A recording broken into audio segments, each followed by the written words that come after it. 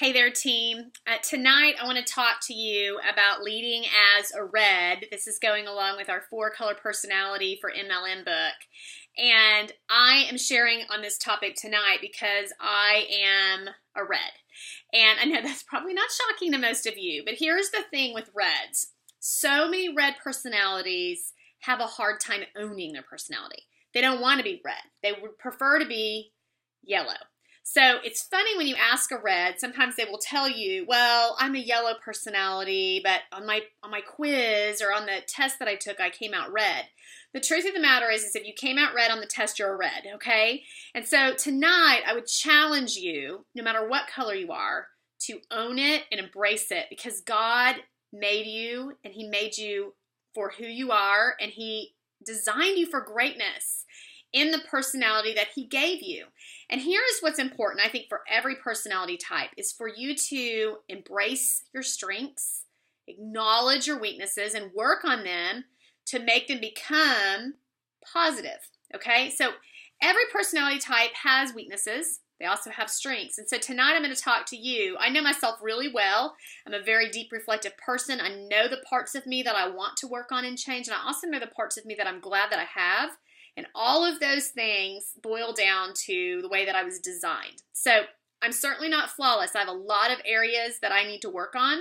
But I also think that God designed us and we need to own who we are. We need to stop making excuses for who we are. We need to stop explaining who we are.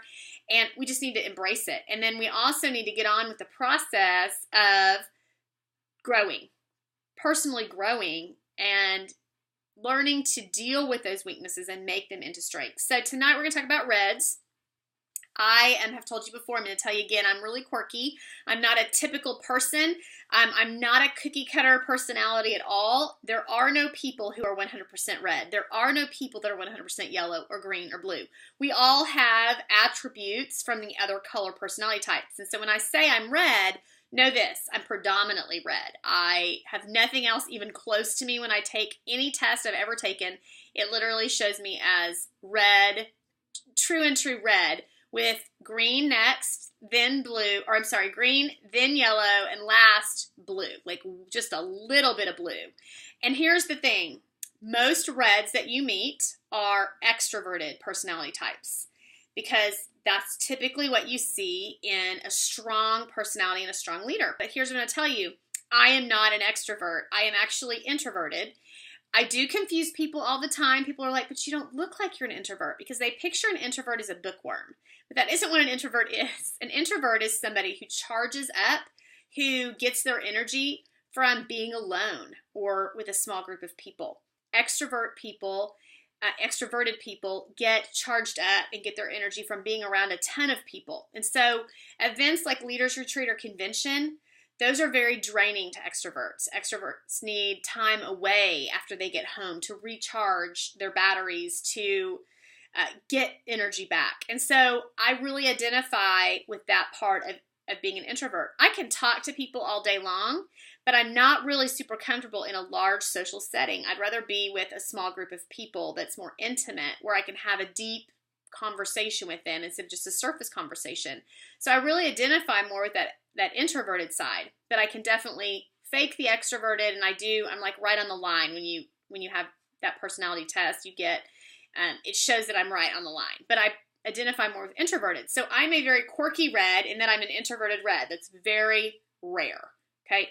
Most reds are very extroverted. So know that when I'm coming to you and talking to you, that an extroverted red may look a lot different than I look. So I have to be honest and tell you, there were a couple of things in this chapter that really bothered me. The biggest thing that bothered me about this chapter was when he talked about reds being all about the money. Because for me personally, I never went into Plexus for money. I didn't go into a career in life for money. I was a teacher. We make no money as a teacher. And so I never have been ambitious for the purpose of making money. But what I will tell you is money buys freedom. And I'm very much about the freedoms that money can buy, specifically the time freedom to be where I am needed when I am needed. So in that way, you could spin it, But I am not all about money, having a dream house. I still live in the same house I've been in for 17 years. So I'm not all about like what money can buy me. I'm about the freedom that I'm allowed, that I'm afforded by having money and not having to work a full-time job, if that makes sense. So I know there are reds that are all about the money. There's nothing wrong with that. There are people that are driven by that. There's nothing wrong with it. I'm just not. So I just want to throw that out there. When you read a chapter in this book, and I know it's true for the other colors too, know that somebody is not going to be 100% the way they're depicted in the chapter. They're going to be made up of different pieces of the other color personality types. So let me tell you about the parts of red that I really identify with. Number one, they're natural leaders. They take charge people. They're highly focused.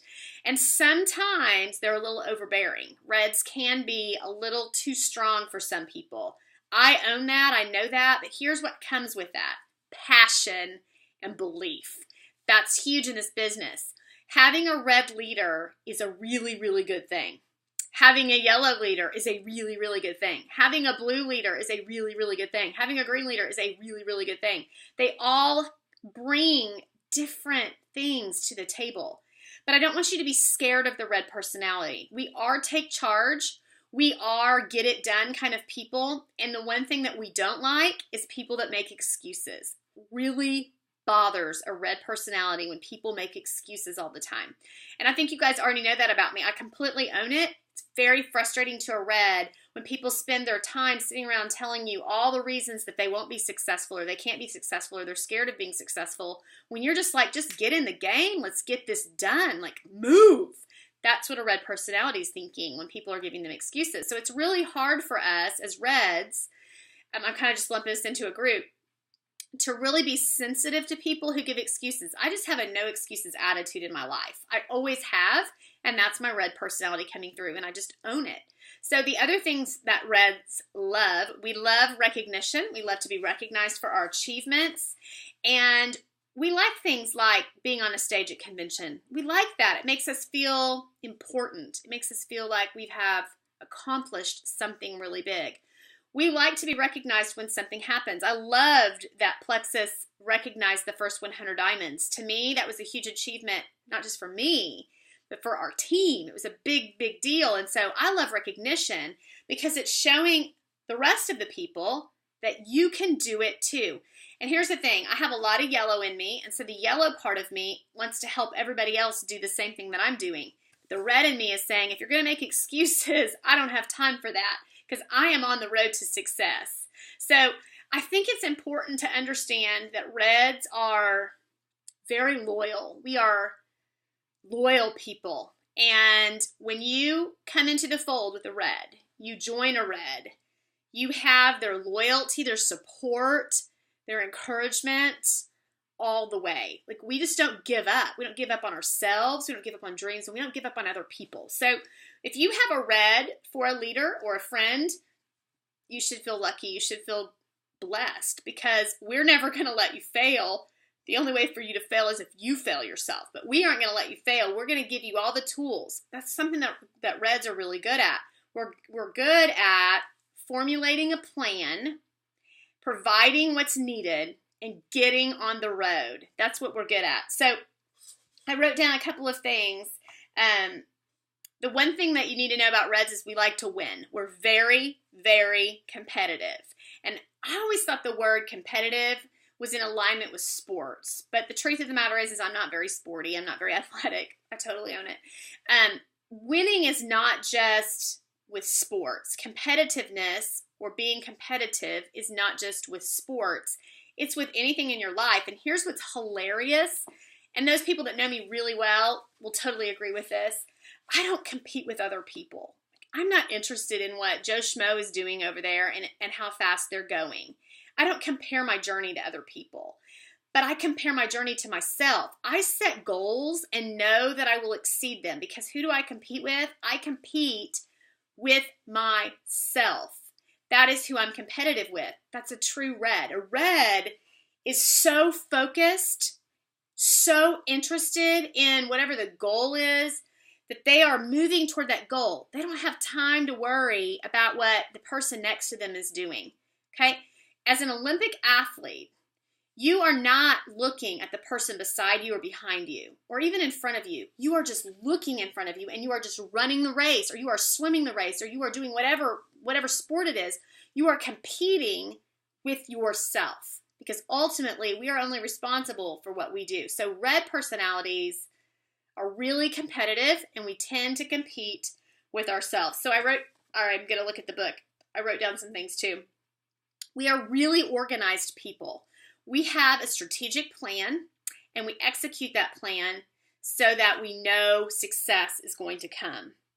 We are bottom line people. We want results. If we're going to do something, if we're going to put our time into something, we're going to be committed to it. We want the results. So we want to be the boss. The truth of the matter is that we do like to be in charge. And something that's a drawback to a lot of red personalities is that people view us as narrow-minded. They don't feel like we listen to their opinion. But this is the one thing I've learned in this business. It was different in teaching. I was responsible for my own classroom. I got to make the decisions that was best for my classroom, my students, the parents of my students. And I was only really responsible for that. I wasn't in competition with anyone else. I was doing what was best for my own classroom. But in this business, in network marketing, I've had the ability to watch people do things a different way and get the same or almost the same result. Being, lots of people are at Diamond, right? There are over 100 diamonds. They're not all red, although a lot of them are, but not all of them are red. Some of them are blue, some of them are yellow, and a few of them are green. And so there's so many ways to get there. And what I have learned to do, and I've really learned this through a process, especially in the last 2 years, that there's so many different ways to get there. You have to respect different leadership styles because everyone does it different than you do it. The bottom line is that we're all successful no matter how we're doing it. And one of the things that reds sometimes do is they think that they have to be in charge of everything. But the truth of the matter is, it's something I've learned in network marketing. I was not good at this in teaching, is that it's okay to let other people lead. A lot of other people will do it better than I do it. And it's great to put them out there and let them lead. True leaders create leaders. They don't create followers. And so as a red personality, that's something that I've had to learn, and it's a really good lesson. And so I would just encourage you that if a red personality offends you, if they're too blunt, if they're too over the top, take a step back and realize that they are really just passionate. They have really strong belief. They're not trying to overwhelm you. They're not trying to be brazen. They're not trying to take over necessarily, although some of them might be. They really have a vision, and they are doing everything they can to meet their goals and dreams and to bring all the people with them. And so I'm telling you, as the leader of this team, as a red personality, I 100% own that I am, that I want to be open to your ideas. I want to hear from you. I want to know how I can help you succeed on this journey. And I know for sure there's a ton of ways to get to the top.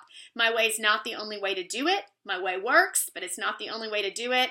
And so I would just encourage you to come in and know that I am here to cheer you on, love you on this journey, and that you have found someone that's so completely loyal to this family, this group of people. And I am unwavering in that. I'm unwavering in my passion, my belief, and my loyalty to you guys.